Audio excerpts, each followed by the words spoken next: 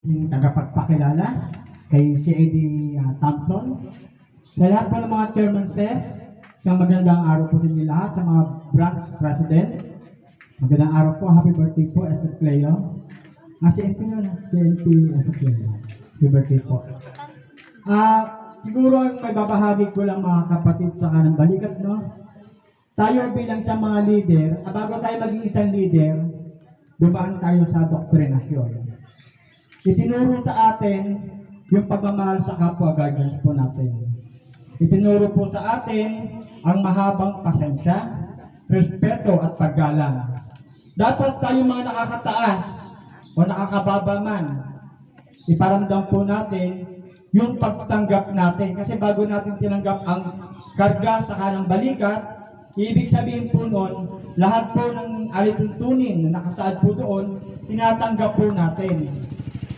Kaya sana, pahabain po natin ang ating mga pasensya. Kasi minsan dyan nagsisimula kung bakit tinawawala ang ating mga miyembro. No po? Kasi minsan hindi nagkakaunawaan, hindi nagkakaintindihan.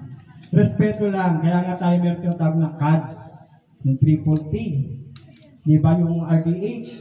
Ang dami pong mga dinudoktrina sa atin. Pero, hindi naman po natin isasapuso kung minsan. Kasi sabi po, wala sanang sasamahan yung kalooban sa aking mga salita. Hindi ko naman sinasabi ito na kayo po yun. No, kasi marami naman tayo napupunta ang iba't ibang lugar. Marami tayong nakakasalamuhang guardians na hindi naman belong sa confederation. So sana pagka may makabahagi din tayo, ibahagi din po natin sa iba yung ating kaalaman. No? At i-advance ko na rin po pala yung announcement at ang si Chairman Lar. Chairman Lar.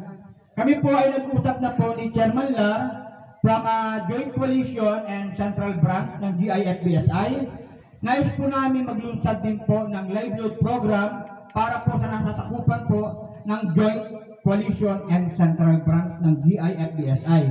Bakit po namin ginagawa ito sa aking katuwang? Kasi marami tayong mga kababaihan na hindi naman, wala namang hanap buhay, umaasa sa asawa. Tama po ba na po?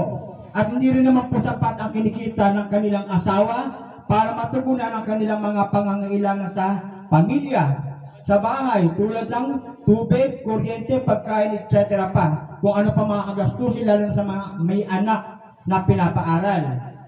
So, nais po namin ilunsad ni Chairman Lar yung live load program na ang isasama Madonna, baka asawa isama ha? Madonna isasama, hindi asawa. Venus. Yun po, kaya namin ito ginagawa kasi gusto din namin makatulong sa inyo. Ang layunin po ng pamunuan dito, papaano kami gagawa ng mga programa na makakatulong sa nakararaming kasapi ng ating samahan. Yun pong naisip natin kasi sa paglilibot natin, kada may mga event, may pa-meeting, nakikita rin naman natin ang kalagayan ng ating mga kasapi. No? Hindi rin po sapat ang kanilang sitwasyon sa katayuan sa buhay. So dahil dito siguro to malaking ambag ito sa isang pamilya.